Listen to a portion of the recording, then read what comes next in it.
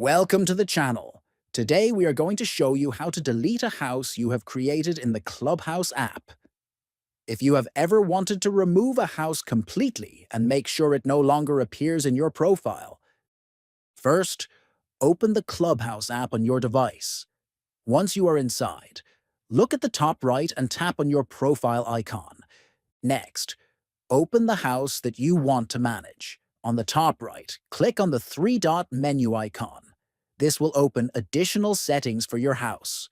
After opening the menu, scroll down until you find the option that says Delete the house and tap on it. A confirmation screen will appear, asking you to enter the name of your house to confirm the deletion. Carefully type the name of your house exactly as it appears. Finally, click on the Delete button to remove the house permanently from your Clubhouse account. Don't forget to subscribe to the channel, like this video, and share it with others. Thanks for watching.